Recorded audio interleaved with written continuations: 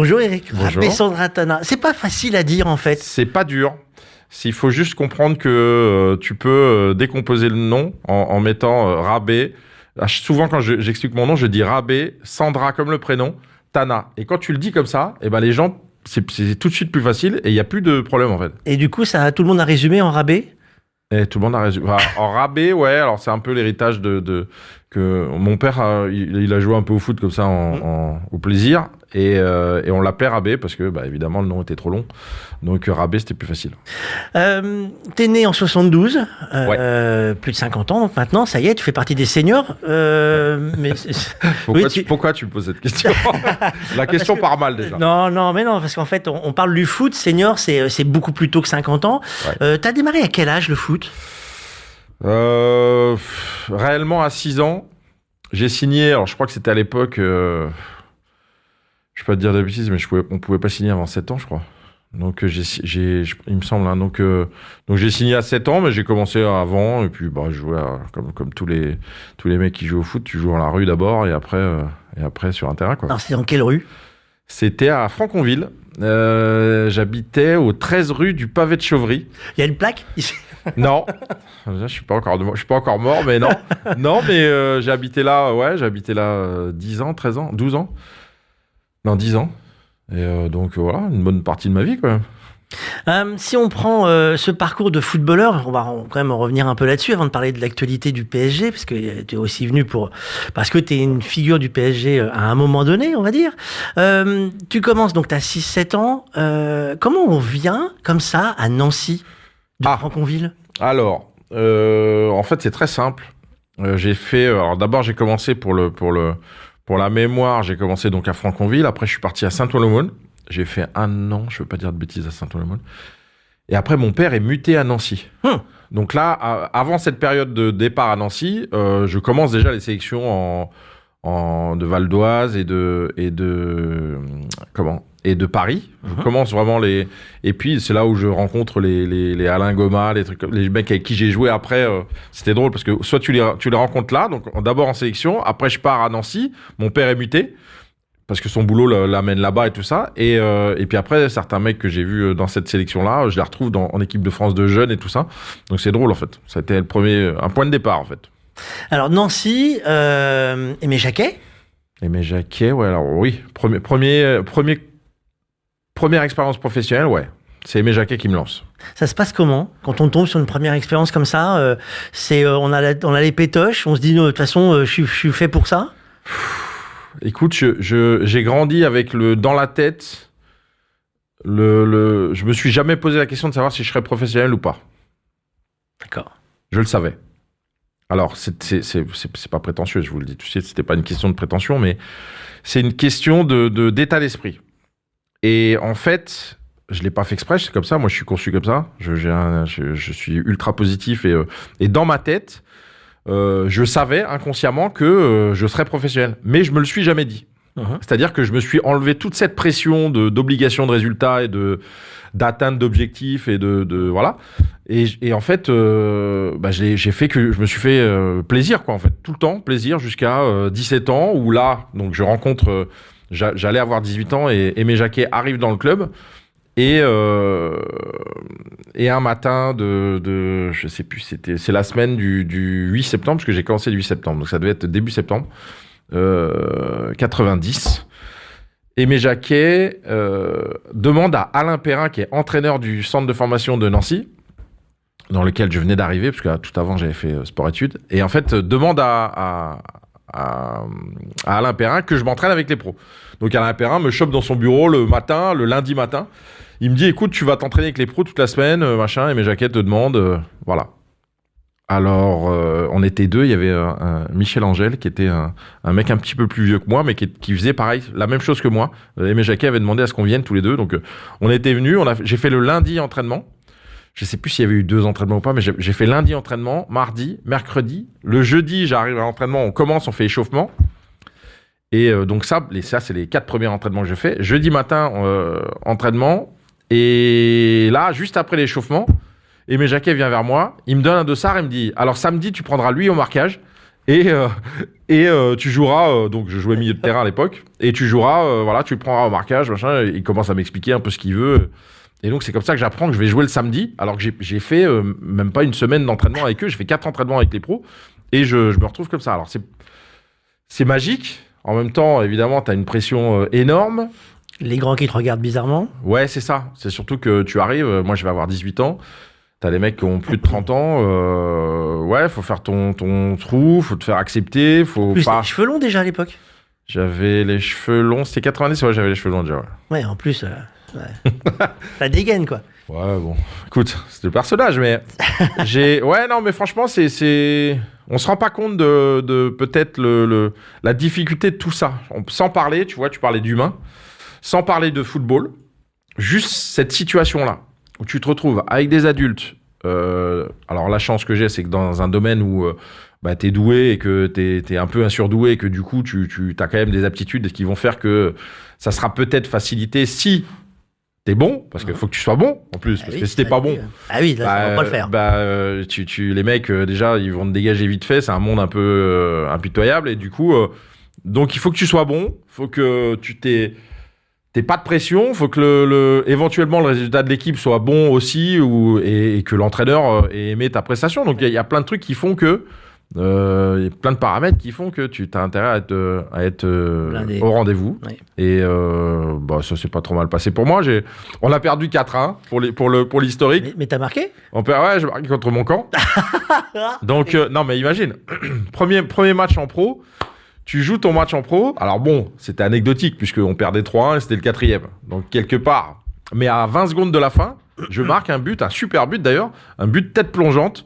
Au ras du poteau, le gardien, il n'a pas bougé, évidemment, parce qu'il ne s'attendait pas à ce que je fasse une tête plongeante. Non, mais c'est surtout que, tu vois, c'est là, quand t'es jeune et tout, je suis en duel avec je sais plus c'était qui derrière moi, et le mec me pousse. Et donc, je tombe. Ouais. Et en tombant, je fais une tête. Sauf que la tête, elle va dans le but. Donc, du coup, je finis le match comme ça, où il restait, je te jure, il restait 1 minute.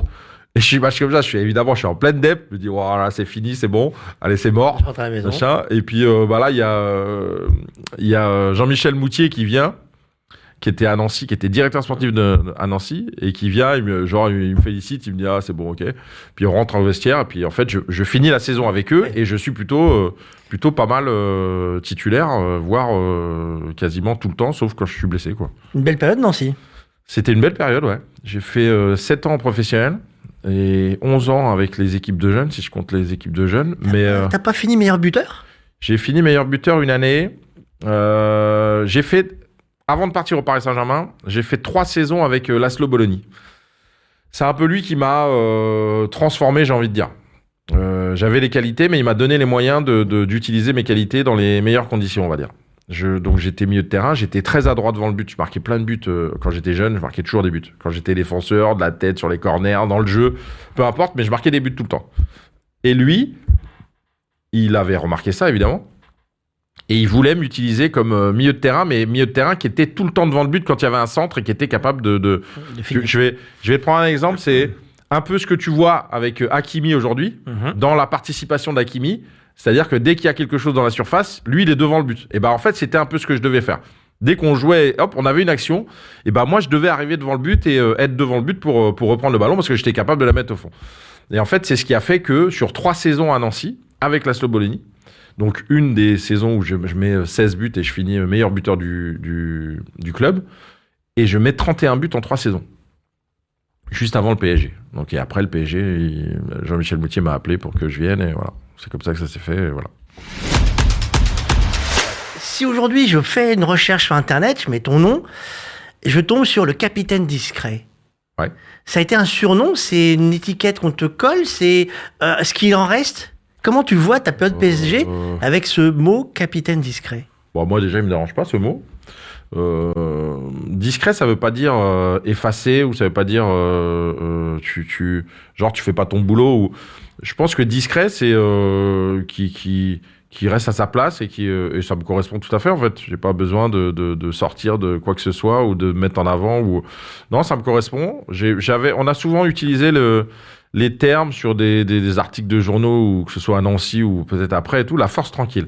Et j'aimais bien parce que c'était un peu vrai. C'est-à-dire que quand j'étais engagé sur le terrain, j'étais à fond les manettes et du coup, je pouvais être un peu plus agressif que dans la vie. Mais en dehors, j'étais le coolos qui était tranquille et ça m'allait bien. J'aimais bien la description. PSG, c'est 97, hein. 97-2001, ouais. Première saison, sympa. Première saison, sympa. On finit, on gagne Ligue des Champions. C'est Oh là, Coupe de la Ligue. Pardon. Ouais, Coupe de la Ligue. Coupe de la Ligue et Coupe de France. C'était le rêve. Coupe de la Ligue et Coupe de France. Et ouais, non, bonne saison. Début un peu compliqué. Enfin, compliqué parce que fallait que je sois patient et que j'ai attendu 3 mois avant de jouer. Donc, quand t'attends 3 mois avant de jouer, c'est compliqué, hein. Quand tu es en train de regarder les autres jouer, et que toi tu fais que les décrassages du dimanche matin où tu te dis bon bah toi tu fais entraînement et eux ils vont courir parce qu'ils ont joué la veille. Ça c'est un, tu vois, ça c'est un. Si je dois garder un souvenir un peu difficile, c'est ça. Vraiment j'étais voilà, bon après ça m'a motivé sur le reste, oui. mais j'étais voilà, j'étais un peu frustré de tout ça et tu te dis oh. Et le premier match de la saison, je suis dans la tribune, je suis même pas dans l'équipe. Et là, je me dis, oh, ça va être long. Ça va être long, j'ai dit, ouais. Et puis, bah voilà, après, j'ai pris mon mal en patience. Je savais pourquoi je venais et je savais que j'avais les qualités pour jouer. C'est ça qui était important aussi. Ouais. C'est de connaître un peu son niveau ou la possibilité que tu as de jouer. Et ça a été un peu mon moteur. Et puis, bah voilà, j'ai attendu 3 mois. Ça a été un concours des circonstances, puisque c'était un peu la blessure d'Alain Roche qui a fait que j'ai commencé à jouer. Mais après, j'ai joué. Tu parlais de rêve un instant. Coupe de la Ligue, Coupe de France. Derrière, on se dit, c'est bon, on est parti pour faire des tas de choses. On le vit comment, joueur, quand on sait que l'objectif, en fait, c'est même plus la saison de foot qui en est un, mais c'est ce qui est après et les couples comme là, ce qui arrive bientôt pour le PSG. Ouais, après, c'est un peu, comme je te disais, c'est des rêves de gamin. Tu rêves de gagner des choses, en fait. Je pense que pour chaque joueur de football, je pense, hein, moi je te dis ça, mais tu as envie de laisser une trace dans le football. Donc, soit par tes performances, soit parce que tu as gagné. Soit parce que ton club a gagné ou voilà un passage. Donc c'est un peu ce que tu as envie de laisser pour la suite, pour tes enfants, pour toi, pour les souvenirs. C'est pas de l'ego, c'est pas que de l'ego. Il y a évidemment une part d'ego, mais c'est pas que de l'ego. C'est vraiment voilà d'avoir le sentiment d'avoir participé à quelque chose. PSG, ça se passe plutôt bien, puisque tu laisses une trace, comme on dit. Ouais. Puis tout d'un coup, ça s'arrête. Ouais. C'est violent. Après, c'est le début. Ouais, c'est le début des galères. J'ai pas eu que des galères, mais j'ai eu je joue 6 ans après le PSG et sur les 6 ans, j'ai 4 ans et demi de galères, quoi. Je pars en Grèce. Début, ça se passe bien. Pourquoi tu pars en Grèce d'abord ? Alors, je pars en Grèce parce que parce qu'on me jette un peu du PSG, quoi. C'est Luis Fernandez qui arrive. J'ai compris pourquoi. Non, j'ai jamais compris pourquoi réellement. Après, évidemment que tu te fais une raison et que tu es obligé d'accepter. Ça a été dur quand même parce que j'étais bien et qu'il me restait 1 an de contrat et que j'avais pas envie de partir, mais que quand on t'oblige à partir, c'est terrible en fait. Donc ça a été dur et peut-être que ça m'a suivi un peu dans les décisions que j'ai prises. Je pars en Grèce, mais j'avais même pas, pour te dire, je pars sur la première chose qui vient en fait presque. Ouais. Et j'avais envie de vivre une expérience à l'étranger.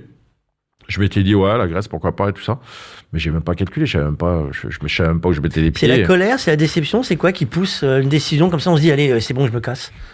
C'est la frustration, c'est un peu une fuite aussi de la situation. Ça tu l'apprends au fur et à mesure. Donc voilà, je pense que c'est un mauvais choix, mais tu le sais pas évidemment sur le moment. Et puis je reste toujours j'explique toujours que c'est des choix du moment en fait. C'est-à-dire que tu es dans une certaine situation avec un certain état d'esprit, tu prends une décision, bonne ou mauvaise, comme dans la vie pour tout le monde. Et puis tu connais les conséquences derrière après seulement. Donc après ça évolue un peu différemment. Après voilà, je me suis blessé. C'est ça qui a fait aussi que c'est parti un petit peu en vrille, c'est que je me suis blessé. Je me suis fait un truc qui est très rare et je me suis fait une déchirure abdominale, ce qui arrive très rarement dans le football. Dans le football, ça arrive ailleurs. En passant une haie, au moment où Neuilly. je décolle, Il y a des haies au foot maintenant. C'était pendant la préparation. Et en fait, en passant une haie, je décolle et en fait, le haut du corps part, les jambes ont mis du temps, mais j'étais surtout dans une extrême fatigue. Ouais. Elle était très très dure cette préparation. Et du coup, je sens une décharge. Je me dis, il y a un problème. Et donc, je me fais une déchirure abdominale. Donc, ça prenait 1 mois. Donc, 1 mois d'arrêt plus 1 mois pour revenir. Et le président, il a vrillé. Et c'était un mafieux qui avait champ de course, qui avait boîte de nuit et machin. Et le mec, il décide du jour au lendemain, on va revoir ton contrat. Je dis, non, on va pas revoir mon contrat. C'est pas possible. Donc, je pars en France faire mes soins. Et puis, je reviens. Et puis après, il y a toute la préparation pendant 1 mois et tout ça. L'entraîneur, j'avais aucun problème avec l'entraîneur. L'entraîneur, c'était Fernando Santos, celui qui a été champion d'Europe avec le Portugal en France. Donc, mais avec qui je m'entendais bien et qui attendait qu'une chose, c'est que je joue. Mais il me dit, je suis désolé, quoi. Ouais. Je suis obligé d'attendre, voilà. Et puis le président, à un moment donné, il a vrillé et il m'a suspendu 6 mois de salaire. Et du coup, je pouvais plus jouer les matchs. Je pouvais m'entraîner jusqu'au mois de décembre. Ça, c'était au mois de fin octobre. Il me suspend 6 mois de salaire. Donc, je m'entraîne quand même le matin et je viens à l'entraînement jusqu'à décembre à la trêve. Et à la trêve, il m'interdit de m'entraîner et de jouer. Ça veut dire que je venais tous les matins pointer, signer une feuille de présence et je me barrais. Et j'ai vécu ça. Donc là, ça a été une période douloureuse. Douloureuse parce que j'enchaîne avec Paris, tu vois. Donc c'est l'accumulation en plus de ça où tu te dis putain, le sort s'acharne et tu te dis c'est pas possible. Je suis parti dans un truc là, ça peut pas durer. Donc j'arrive à partir, mais je perds 1 an quand même de saison parce que je pars en février, j'arrive à faire constater par huissier que je peux pas m'entraîner, donc j'obtiens quelque chose comme ça et je me barre en France et donc compliqué, pas de préparation, rien, c'est saison blanche, donc très compliqué dans une carrière quand tu fais saison blanche, c'est dur, puis saison blanche sans entraînement, donc ça veut dire que là je repars de quasiment rien du tout, quoi. Et puis je fais une préparation avec Louan Cuiseau, pardon. Et puis, c'est une première préparation, mais le mec veut que je signe évidemment là-bas. Mais j'ai dit, non, je sais plus en quoi ils étaient même pas en national, ils étaient en national 2 ou peut-être national. Je sais plus. Bref, je me dis, non, écoute, non. J'avais mon meilleur pote qui jouait là-bas. Je dis, écoute, franchement, c'était cool, c'était bien, c'est vrai. Hein. La préparation était bien, l'ambiance était bien, ça m'a fait du bien, j'ai retrouvé un peu d'une dynamique, mais je pouvais pas jouer là-bas. Je me dis, bon, c'est mort, si je signe là-bas, c'est mort. Donc je dis non. Et puis, on contacte Michel Denisot pour que je vienne faire une préparation avec Châteauroux. Parce que ça me permettait de revenir dans le truc et tout ça. Donc j'arrive à Châteauroux et je fais une préparation de 2 mois quand même. C'est pour te dire dans quel état j'étais. Donc 2 mois de préparation avec Philippe Breteau, un mec génial qui m'a servi de préparateur physique et qui m'a remis sur pied, bien, très bien d'ailleurs. Et donc je signe 6 mois avec Châteauroux parce qu'ils ne savaient pas dans quel niveau j'étais. Donc je signe 6 mois avec Châteauroux et puis on jouait la montée. Il y avait Jimmy Algerino encore là-bas. Donc on jouait la montée, on finit, je vais pas te dire de bêtises, je crois qu'on finit 5e, donc on rate la montée de peu. Et puis ça se passe bien. Donc du coup Châteauroux me propose 2 ans de contrat. Sauf que l'entraîneur qui était là se part, puisqu'il est en fin de contrat, et arrive Victor Zvinka. Victor Zvinka, c'était Luis Fernandez en plus vieux. La même chose. C'est-à-dire que je repartais sur un... Mais je ne savais pas encore. Je le connaissais pas comme ça. Je le connaissais juste... il avait l'air très sympa et tout ça. Sauf qu'il m'a fait la misère. Je te jure, il a fait venir Teddy Bertin, à l'époque, qui était ancien Marseillais, machin. Lui, Victor Zvinka, fan de Marseille. Son frère a joué à Marseille et tout. Bref. Je te jure, ça a l'air... Tu te dis, ouais, bon, c'est de la parano. Non, c'est pas de la parano. Lui allait en boîte avec Zvinka, donc Bertin allait en boîte avec Zvinka, et les 2 femmes allaient faire du cheval et tout ça, donc ils étaient très amis et tout ça. Et au fur et à mesure, je me suis retrouvé dégagé sur le côté et j'ai vécu un truc, je me dis bon. Et donc je suis resté, j'ai fait cette demi-saison où c'était bien. L'autre saison après, c'était pas bien, mais j'avais signé 2 ans, donc il me restait 1 an de contrat. Donc j'ai refait la préparation de l'année d'après avec Châteauroux, et puis je suis parti en Belgique. Je suis parti en Belgique, si tu veux, je te raconte la Belgique, c'est pareil. Hein. C'est pour ça que je te raconte juste l'anecdote. Je fais la pause. Vas-y. Juste vérifier un truc. Je me méfie, tu sais, comme j'ai pas de contrôle à distance. Je serait embêté. Non, ça c'est bon. Ça tourne? T'as le son? Ouais, c'est surtout ça. Ouais. Il manque, parce qu'en fait, j'ai des contrôles là, mais il en manque un. Il faut que j'arrive à rajouter. C'est des vumètres. D'accord. Alors la Belgique, c'est un nouvel échappatoire. Ouais, bien sûr. C'est la fuite toujours en avant de ce que je vis, les situations que je vis et donc répétition de la même situation. J'arrive en Belgique, je fais un entraîneur, c'est Sergio Brio. Je sais pas pour les grands connaisseurs de football, ils connaissent. C'est un mec qui était à la Juve avec Platini. Donc il arrive entraîneur. Donc je fais un essai puisque lui il sait pas ce que je fais. Donc je fais un essai avec Mons et donc il me prend. Je signe 3 ans avec Mons. Et du coup je fais les 6 premiers matchs avec lui. Et lui étant un Italien avec une bonne préparation bien difficile et bien et pour des Belges qui étaient pas trop non plus là-dessus, le mec se fait virer au bout de 6 mois. Au bout de 6 matchs, pardon. Au bout de 6 mois. Au bout de 6 matchs. C'est-à-dire qu'on arrive, je sais plus, c'était fin septembre, peut-être un peu plus, je sais plus. Le mec se fait virer. Et on récupère un Flamand. Catastrophe. Non, mais une catastrophe en mentalité, je sais pas, en comportement, en communication, il y avait un gros problème, quoi. Donc on finit jusqu'en décembre. Je sais même plus ce qu'on fait comme résultat, mais on finit jusqu'en décembre. Et en décembre, il décide de me foutre au placard avec un autre mec, un milieu de terrain, un Malien, qui était là. Et donc, on se retrouve tous les deux au placard. Sauf qu'il n'y a pas d'équipe réserve à Mons. Il n'y a que les 19 ans. Et je me retrouve à m'entraîner avec les 19 ans pendant 6 mois. Au moins, t'as fut. Non, mais j'ai envie de te dire, non, mais c'est pas des 19 ans de club professionnel, c'est des 19 ans. Donc en fait, non, mais je te jure, c'est pour ça, tu vis des trucs quand même, tu dis, mais. Et donc, je m'entraîne avec ces 19 ans, avec un entraîneur qui était Didier Saf, qui était super, mais qui m'arrangeait bien, parce qu'il me dit, écoute, je suis désolé de la situation, c'était un ancien joueur, hein, je suis désolé de la situation, donc ça s'est super bien passé avec lui, mais évidemment que j'étais pas, donc j'ai fait 6 mois comme ça, compliqué quand même, mais le mec, je pouvais rien dire, le mec me payait, donc en fait, tu t'as pas énormément de possibilités, donc je fais 6 mois comme ça. Évidemment, le club descend en Ligue 2. Avec le Flamand qui se fait virer. Et donc, arrive José Riga, un autre entraîneur qui me dit écoute, moi j'aimerais bien que tu restes et tout ça. Je dis moi j'aimerais pas, j'ai pas envie de rester, j'ai envie de partir. Toujours la fuite. Envie de partir, mais bon. Je dis je sais que voilà, j'ai 32, je crois, à l'époque. Donc 32, tu vis des trucs comme ça, c'est compliqué.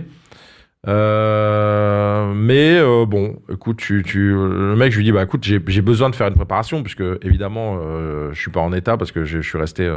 Donc, je fais la préparation avec eux. Et puis, il me demande est-ce que je veux participer au match et tout ça. Je dis, écoute, moi, je veux bien participer au match, mais j'ai pas envie de rester, quoi. C'est vraiment, ça m'arrangerait parce que ça me permet de reprendre la compétition mais voilà. Donc, je finis le truc. Je lui dis juste, quand même, si je participe à tes matchs, je veux retrouver du plaisir. Donc, je joue plus défenseur, je joue milieu de terrain. Ce qui était encore plus difficile, puisque quand tu joues défenseur, c'est mais milieu de terrain, il faut courir tout le temps. Mais bref, c'est pas grave. Je lui dis, tant pis, je veux retrouver du plaisir. Mais non, parce que moi vraiment, le poste où j'ai pris le plus de plaisir au football, c'est milieu de terrain. Pourtant, j'ai joué, tu vois, pendant 4 ans au PSG en défenseur. Mais voilà, j'avais cette aptitude de jouer les deux parce que j'ai toujours fait ça sur toutes mes années foot. Mais l'endroit où j'ai pris le plus de plaisir, c'était milieu de terrain. Et je fais donc la saison avec eux. Je dis ok, écoute, je repars avec vous, mais voilà, pareil pour jouer milieu de terrain, tout ça. Le mec me fait jouer milieu de terrain. Je fais une super saison. Je mets 8 buts et je te dis pas de bêtises, je fais 11 passes décisives. Et on monte. Et le dernier match de la saison, donc je fais une bonne saison, tout ça, tout le monde est content et tout ça. On remonte en Ligue 1, enfin en Ligue 1, en Division 1 à l'époque, la Jupiler League. Et dernier match, le match de la maintien, de la montée, je me fais une grosse entorse. Il reste 30 minutes. Je me fais une grosse entorse sur un coup franc. Le mec il centre et en fait le mec est un peu le ballon est un peu derrière moi et je veux revenir jouer le ballon de la tête et en fait je mets le pied dans un trou et ma cheville elle fait clac clac des deux côtés. Et je fais, wow. Et là, je sens, je dis, wow, là, c'est mort. Je te jure. Et donc, je sors du terrain, il reste 20 minutes. Finalement, on marque le but et on gagne. Et on marque et on monte. Et je finis avec une grosse entorse. Grosse entorse avec plâtre, je reste un mois dans le plâtre, machin. Donc, j'étais encore sous contrat, donc on repart. José Riga prend des joueurs pour jouer à ma place. Et là, je reviens de préparation et de convalescence, et le mec me fait plus jouer. Il me fait jouer une fois de temps en temps, 15 minutes, machin, tout ça. Je dis ok, au départ. C'est bien au départ, machin. On arrive, ça se passe comme ça la première partie de saison. Arrivé à la trêve, on part en stage en Espagne. Et le mec, on finit le stage, et à la fin du stage, il vient me voir, il me dit bon, si tu trouves un club, tu peux partir. Donc je lui dis mais je te jure, non, mais c'est pour ça que le football, moi, le milieu du football, j'ai un peu de mal quand même dans l'esprit, et donc il me dit ça. J'ai dit ok, d'accord. Bon, je cherche même pas à partir. Là, j'allais sur 34. Je cherche même pas à partir. Voilà. Donc je reprends avec eux, sauf que le mec qui jouait à ma place se blesse. Et là, je joue beaucoup plus. On fait la saison et tout ça. Finalement, on finit 8e.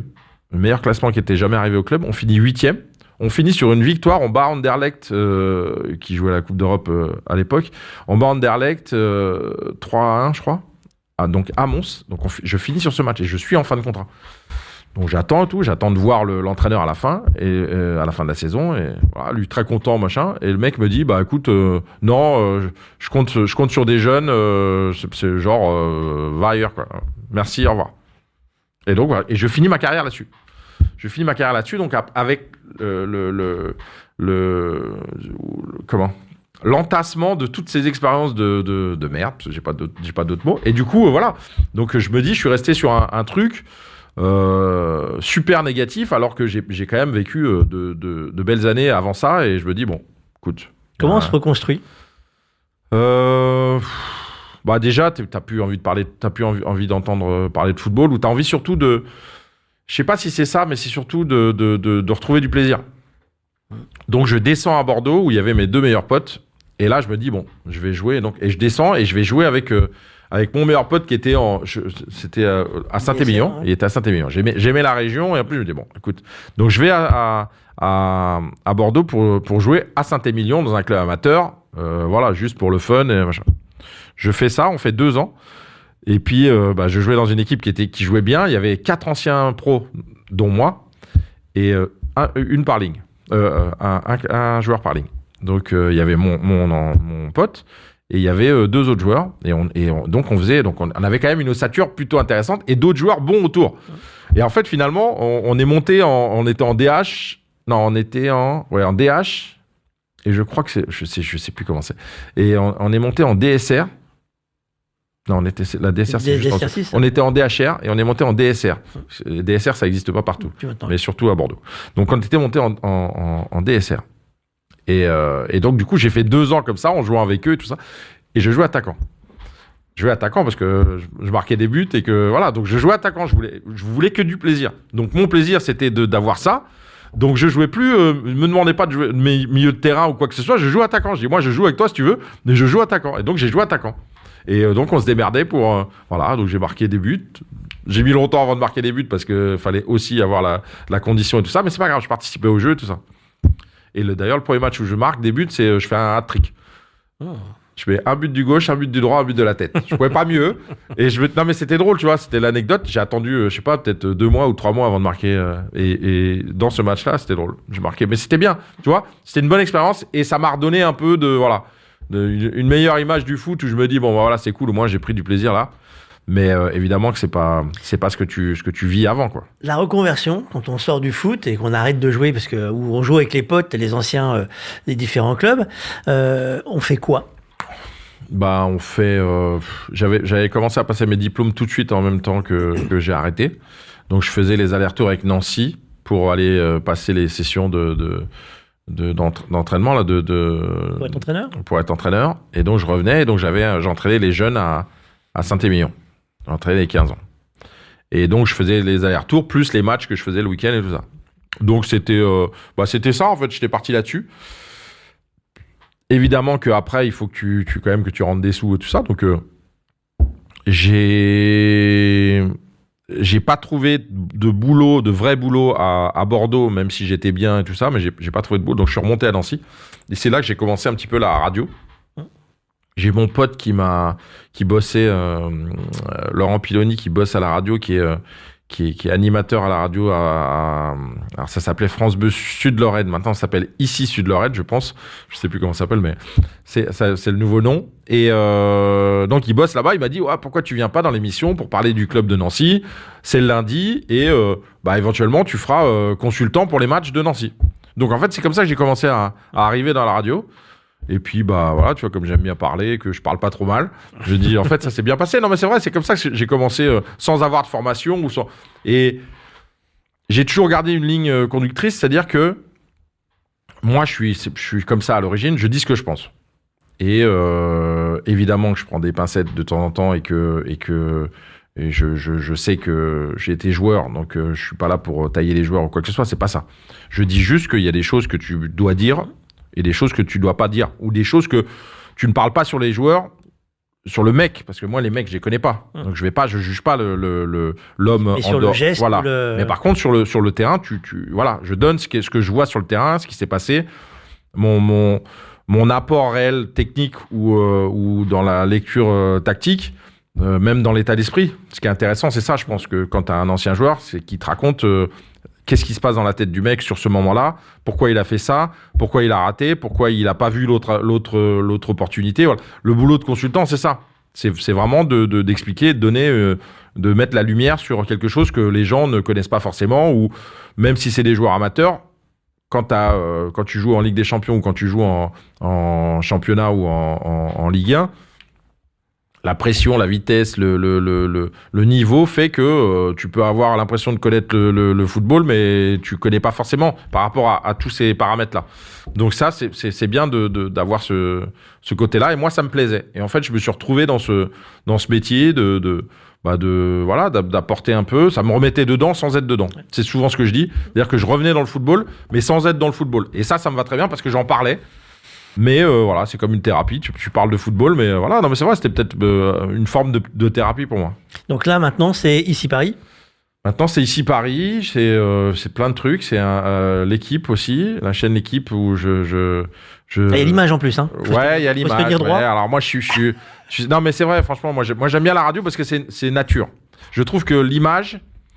On doit composer avec. Dénature un peu parce que tu captes l'attention donc tu n'as pas toute l'attention des gens. Quand tu parles à la radio, il y a l'imaginaire, il y a tout. C'est-à-dire que les gens se restent concentrés sur ce que tu dis. Et quand c'est intéressant, les gens restent et te disent et il y a une construction mentale qui se fait avec ce que tu entends à la radio. Et du coup, ça, c'est le côté un peu magique, un peu passionnant du truc. La télé, t'as l'image. Donc, ça veut dire que s'il y a un truc qui te plaît pas, genre la chemise, elle est pas de la bonne couleur, machin, t'es capté par ça aussi. Et du coup, tu perds peut-être le fil de ce que la personne va dire. Donc, c'est un peu le truc qui me... Mais sinon, en dehors de ça, voilà, c'est des bons... Comment tu vois le foot maintenant que tu le regardes et que tu l'écoutes, puisque tu écoutes aussi les petits camarades des autres radios, des fois, je suppose. Ouais, des fois, ouais. Il a changé, que diraient les sketchs, il a changé le foot. Il est devenu plus rapide, plus violent. Qu'est-ce qu'il a changé ? En fait, le foot n'a pas changé. Comment je peux dire ? C'est l'approche des gens autour du foot qui a changé. C'est-à-dire qu'il y a dans le football, ce qui a changé, c'est le travail. C'est-à-dire le travail physique. Aujourd'hui, les mecs, c'est tous des Golgoth. Voilà, il y avait peut-être pas ça. Non, mais c'est vrai. Ils courent tous vite. Ils sautent au haut de la tête. Ils vont. Voilà. Normalement, ils sont tous sur le même format. Ce qui est un peu dommage parce que moi, j'aimais bien à mon époque. Évidemment que c'était peut-être un peu moins sur le même format, mais par contre, il y avait beaucoup plus de talent. Aujourd'hui, je suis désolé, mais quand je vois le football de mon époque avec les joueurs qu'il y avait, je reconnais pas le football par rapport à ce que j'ai vu avant. Maintenant, ça n'enlève pas qu'il y ait des talents extraordinaires, mais il y en a beaucoup moins, je trouve, par rapport à la quantité que tu avais et plus éparpillé. C'est-à-dire que même dans n'importe quelle équipe de Ligue 2 ou de Ligue 1, il y avait des talents. C'est pas forcément vrai aujourd'hui. C'est-à-dire que voilà, tu peux très vite t'ennuyer sur des matchs de catégorie en dessous, que ce soit en national ou quand tu as joué à un certain niveau et que tu vois le football, et moi je l'observe souvent, tu vois, parce que quand t'en parles tout le temps et que tu es à la radio, tu vois beaucoup de matchs. Il y a des situations qui demandent des choses évidentes. ou naturel quand tu es structuré football, j'ai envie de dire. Et je trouve que des fois, ça manque dans l'inspiration de la construction d'une action. Je trouve que ça manque parce que les mecs, je sais pas, c'est soit la formation, soit la compréhension, tout simplement. Ça peut être la compréhension, hein, mais voilà, je trouve que ça manque quelquefois. On regarde un coup le PSG cette année, l'Arlésienne pour certains, de toute façon ils vont perdre pour d'autres, ils ont déjà gagné pour encore une autre catégorie. Tu les as vus toute la saison, tu connais le club, t'as un peu porté le maillot. D'abord ça fait quoi? Qu'est-ce qu'on en voit de cette équipe? On en voit du plaisir. Je crois que le vrai maître mot de tout le monde, c'est le plaisir que nous donne cette équipe quand on la regarde jouer. C'était pas le cas tout le temps. C'était pas forcément une question de talent. C'était aussi une question de valeur et d'engagement et d'état d'esprit. C'est ça qui fait le PSG aujourd'hui. Je pense qu'aujourd'hui, les gens s'identifient beaucoup plus facilement à cette équipe que celle qu'il y avait avant. Pourtant, il y avait beaucoup plus de stars ou peut-être de joueurs qui te faisaient rêver. Bah là, PSG, tu as un vrai collectif, tu as un état d'esprit, tu as des valeurs, tu as des joueurs qui sont là les uns pour les autres. Donc voilà, tu vois, solidarité, solidité, abnégation. Et puis après, il y a le talent. Il y a évidemment le talent, parce que tu peux pas gagner les matchs si tu n'as pas le talent. Donc il y a tout, en fait. Et aujourd'hui, dans la normalité des choses, ils sont où ils doivent être, en fait. Donc maintenant, tu as juste à faire la dernière marche pour voilà. Peut-être ça se passera bien, peut-être pas. On ne sait pas. Des fois, il n'y a pas de logique dans le football. Le mérite n'existe pas dans le football parce que ça serait trop facile sinon. Mais on a le sentiment que cette année, ils peuvent le faire parce que ils sont allés le chercher, ils l'ont construit ensemble. Il y a eu des moments difficiles, comme un parcours de champion, en fait. Tu as des moments difficiles où tu pars de loin, où t'as des arrêts de Donnarumma au dernier moment qui font que tu passes et que il y a tous les ingrédients que tu pouvais voir aussi au Real Madrid sur des saisons où c'était moins bien ou bien. Voilà, il y a tous les ingrédients qui font que tu te dis peut-être qu'aujourd'hui c'est l'année. Ancien joueur, ça me donne une émotion supplémentaire. Moi je suis un passionné, alors ouais. Évidemment que c'est dans les deux sens, c'est-à-dire que quand il t'énerve plus. Mais quand tu aimes, non, mais franchement sur les gestes, sur le scénario des matchs ou là tu t'identifies plus, comme je disais, même en tant que joueur. Tu dis là on est dans le vrai, on est dans ce qu'on doit voir sur un terrain de foot. Longtemps, ma frustration avec le Paris Saint-Germain, c'était de me dire mais ils ont la possibilité de marquer 8 buts, 9 buts, et ils s'arrêtent au bout de 3. Et c'est une vraie frustration. Je dis, mais je comprends pas, en fait, l'état d'esprit. Pourquoi tu es dans cet état d'esprit? Aujourd'hui, tant qu'ils peuvent jouer et qu'ils peuvent aller de l'avant, ils y vont, en fait. Et c'est ça, la différence, peut-être, dans ce que tu pouvais voir aussi dans le cheminement mental. T'attends quoi, cette soirée du 31, à part la victoire? Juste la victoire, et puis le fait de peut-être une récompense aussi pour les supporters. J'espère qu'elle va arriver parce que les supporters sont là depuis longtemps. Il y a des bons, il y a des moins bons supporters, mais il y a des gens c'est des vrais amoureux du club qui attendent que ça, quoi. Donc tu as envie de te dire, c'est une récompense pour ces gens-là. Ça fait, le club est malgré tout des jeunes, mais n'empêche que voilà, t'es 55 ans, c'est voilà, c'est quand même pas mal, quoi. Tu seras où le 31 pendant le temps du match? Alors, je dois faire le voyage avec le Paris Saint-Germain, donc on a été invité par. Donc je serai. Comment tu vas commenter? Dans le stade, je ne vais pas commenter, malheureusement. Déception. Déception, mais compensé par le fait que c'est peut-être un moment exceptionnel de ma vie. Donc tu l'acceptes, j'ai envie de dire, et puis voir une finale de Ligue des Champions dans le stade avec le Paris Saint-Germain sur le terrain, c'est quand même un truc extraordinaire. Donc je sais pas, on va voir, mais en tout cas j'espère vraiment de passer un bon moment et avoir le résultat espéré à la fin, évidemment. On souhaite qu'un seul bon match alors. On souhaite un bon match, on souhaite la victoire, ouais. Voilà, on est des puristes, alors on va dire un beau match et en plus la victoire. S'il y a que la victoire, on va prendre, hein, on va pas faire les fines bouches, mais évidemment que voilà, si on peut avoir les deux, ce serait bien. Merci beaucoup, Eric. Merci.